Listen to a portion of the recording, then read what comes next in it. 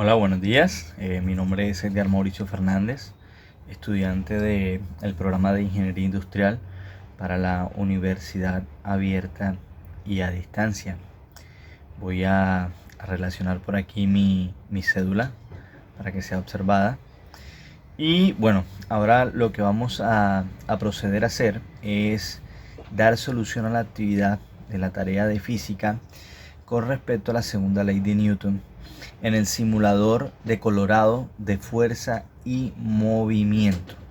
Entonces la actividad consiste en que vamos a desarrollar aquí en este simulador la tarea relacionada en esta nuestra guía, ¿vale? Vamos a iniciar, aquí vamos a, a determinar varias variables en torno a dos superficies de fricción, una en madera y la otra en hielo. Vamos a empezar con la superficie de madera. Aquí están todas las indicaciones ya relacionadas. Según mi número de cédula me corresponde trabajar con el cajón pequeño. La posición pues va de acuerdo al último dígito de mi cédula, que es el 0.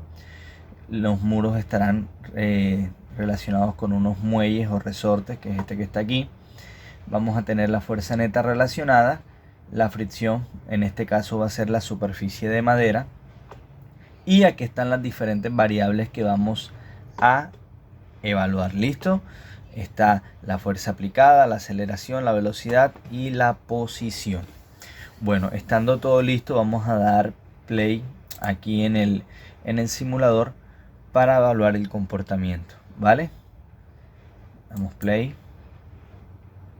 Vemos que ya hay un movimiento con la fuerza ya aplicada y nos vamos a detener justo antes de llegar al muelle. Aquí, listo. Entonces aquí nos detenemos y vemos que hay un comportamiento en las diferentes variables relacionadas. Requerimos de una fuerza de 495 newtons para realizar el movimiento. Vemos que hay una aceleración constante. También podemos evidenciar que de acuerdo al movimiento, la velocidad va a ir aumentando en relación del tiempo. De igual manera la posición, pues obviamente al haber un movimiento vamos a tener una posición que en este caso es de 8,43 metros. ¿Listo? Este fue pues la primera prueba. Vamos a ver el comportamiento, pero cambiando la superficie de fricción, en este caso sería el hielo. Bueno, vamos con el segundo ejemplo, que es bajo la superficie de fricción en hielo. Entonces las variables están nuevamente en 0 con la misma fuerza aplicada y la misma posición de origen. Le damos play, vemos que hay un movimiento y nos vamos a detener junto antes de llegar al muelle. Ahí. Listo, entonces aquí podemos ver que también hay un comportamiento en estas variables, donde la aceleración es constante, pero la aceleración como tal aumenta con relación a la superficie en madera. Eso es un dato importante. La velocidad, pues al haber menos fricción, también va a tener un comportamiento diferente. Y la posición, pues en el caso de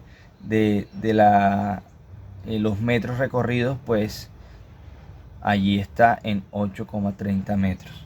Vamos a revisar entonces el trabajo. Aquí está. En el punto 1 lo que se nos pide es evaluar cuáles son los valores de la fuerza aplicada y la fuerza de fricción. Dice, responda a esta pregunta para el caso de la superficie de madera y para el caso de la superficie en hielo. Entonces, para la superficie de madera, la fuerza aplicada fue de 495 newtons y la fuerza de fricción fue de menos 294 newtons. En el caso de la superficie en hielo, la fuerza de fricción es 0, pero la fuerza aplicada es la misma. Ahí están las dos gráficas. Para el punto B nos pide evaluar cuál es el valor de la fuerza neta y cómo se obtiene este valor a partir de los valores de la fuerza aplicada y la fuerza de fricción. Responda a esta pregunta para los dos casos, madera y hielo. Entonces aquí está la respuesta. La fuerza neta es el total de una suma de fuerzas. En este caso Al la fuerza de fricción ser negativa, pues hacemos una multiplicación de signos, nos va a quedar negativo.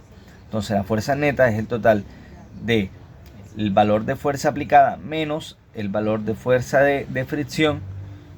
En total serían 201 newtons la fuerza neta.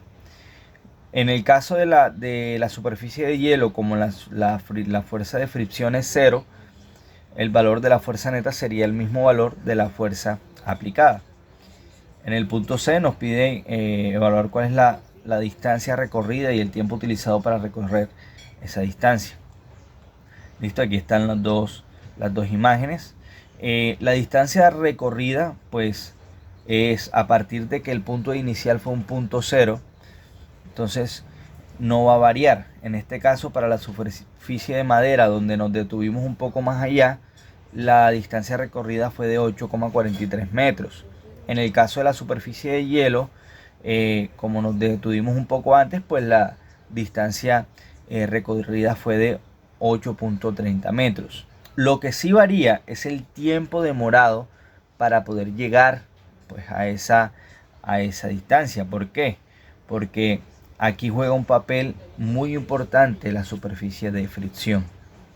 En el caso de la superficie de madera fue de 2,9 segundos, y en el caso de la superficie de hielo fue de 1,8 segundos.